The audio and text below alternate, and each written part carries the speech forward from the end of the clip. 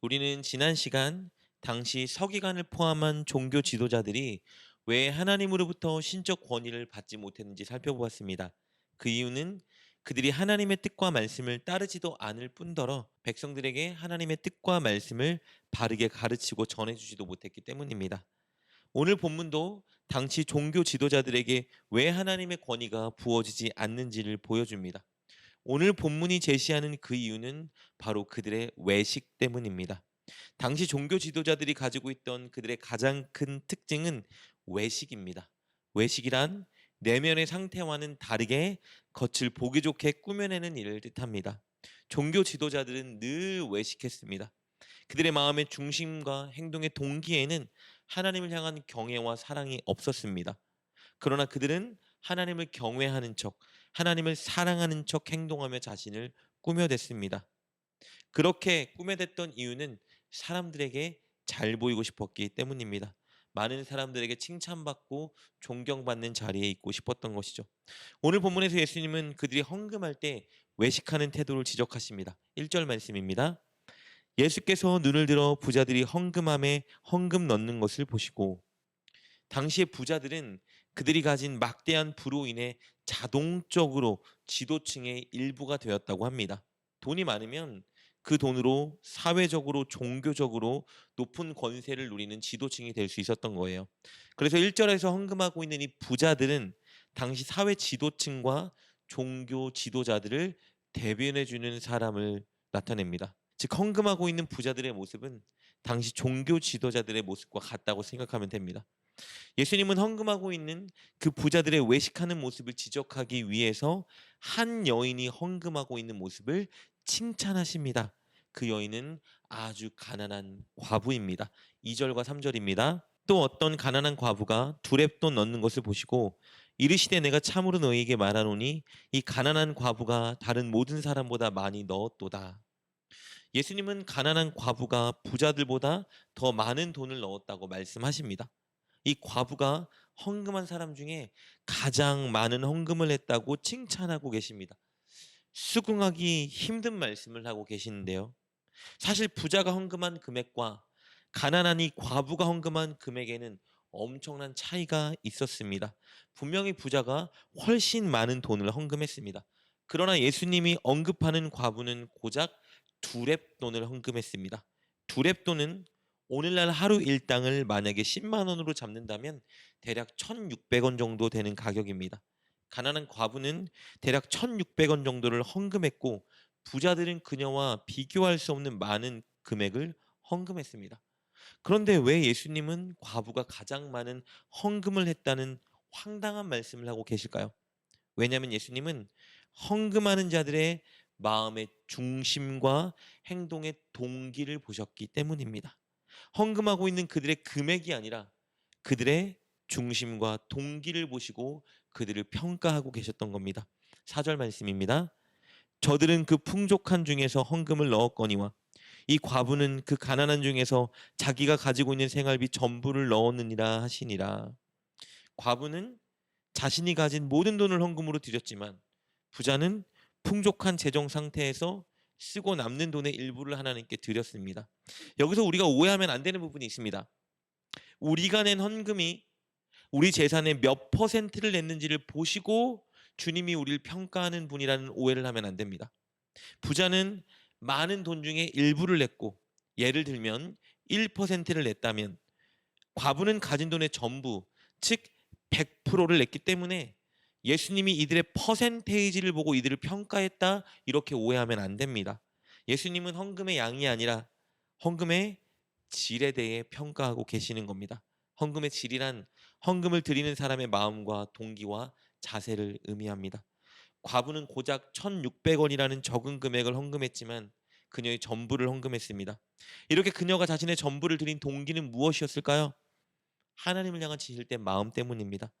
하나님을 향한 사랑의 마음, 감사의 마음, 헌신의 마음이 있었기 때문에 그녀는 전 재산을 하나님께 드린 겁니다. 그렇다면 그녀가 이 돈을 헌금하면서 하나님 보세요, 저는 전부를 다 드렸습니다, 우쭐댔을까요? 아니요, 결코 그렇지 않았을 겁니다. 하나님, 이것밖에 드리지 못해 너무 죄송합니다. 이것이라도 저의 헌금과 정성을 받아주십시오. 이렇게 고백했을 거예요.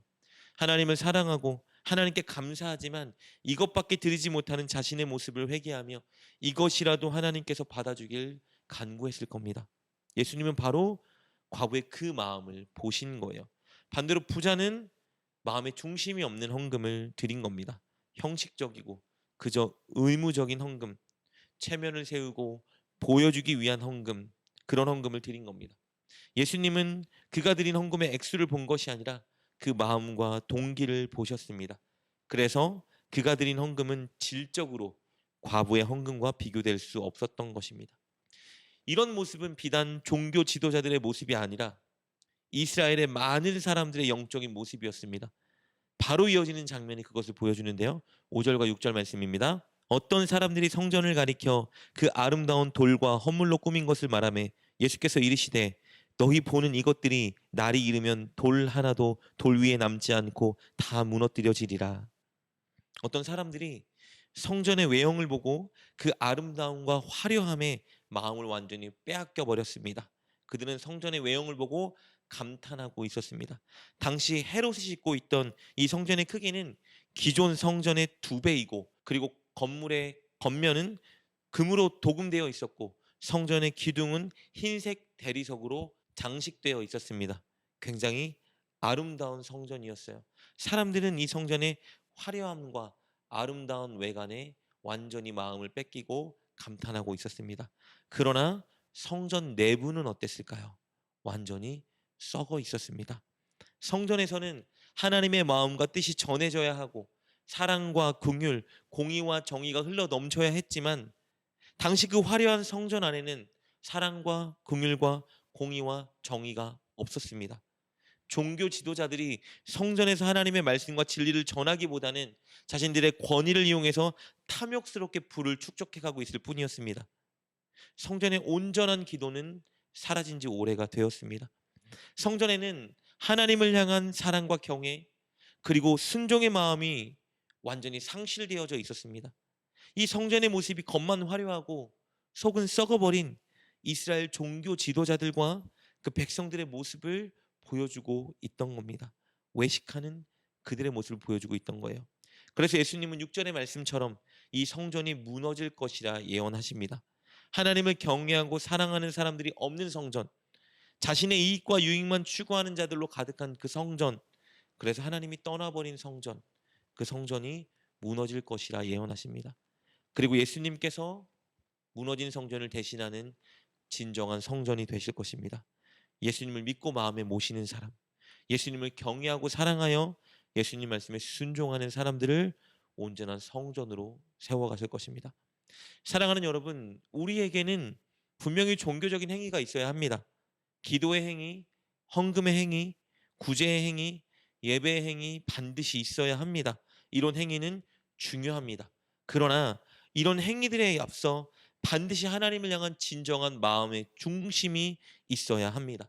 하나님을 향한 사랑의 마음, 감사의 마음, 헌신의 마음, 순종의 마음으로 행위들을 치러나가야 하는 겁니다. 마음도 중요하고 행위도 중요합니다. 그러나 마음이 없는 행위는 안 되고 또 행위가 없는 마음만 내세워서도 안 됩니다. 올바른 마음을 가진 올바른 행위가 필요합니다. 그렇다면 올바른 마음과 올바른 행위를 갖기 위해서 우리는 무엇에 힘써야 할까요? 늘 하나님을 의식하기 위해 힘써야 합니다. 사람이 아니라 우리 마음의 중심과 동기를 보고 계시는 하나님을 의식하며 하루하루를 살아가는 우리가 되어야 합니다. 내게 은혜 주신 하나님, 나를 구원하신 하나님, 나를 인도하신 하나님, 또 나를 인도하실 하나님을 생각하고 의식하며 늘 그분께 기도하고 헌금하고 예배하고 순종하는 삶을 살아야 할 것입니다. 오늘 꼭 그렇게 여러분에게 은혜 주신 하나님, 여러분과 동행하는 하나님을 의식하며 하나님을 향한 마음을 담아 순종의 삶을 살아가는 여러분 되시길 주님의 이름으로 축복합니다. 기도하겠습니다. 우리를 구원하시고 우리와 동행하시는 임마누엘 하나님, 늘 우리와 함께 하시는 하나님을 의식하고 바라보며 살아가는 우리가 되게 하여 주옵소서. 그리하여 무엇을 하든 하나님을 경외하고 사랑하는 동기로 하게 하시고 그리하여 하나님의 영광을 나타내는 우리가 되게 하옵소서. 예수님의 이름으로 기도드립니다. 아멘. 오늘 말씀을 통해 깨닫고 결단한 것은 무엇입니까? 그것을 붙들고 하나님께 기도합시다. 그리고 그렇게 실천하며 하루를 살아가는 여러분 되시길 주님의 이름으로 축복합니다.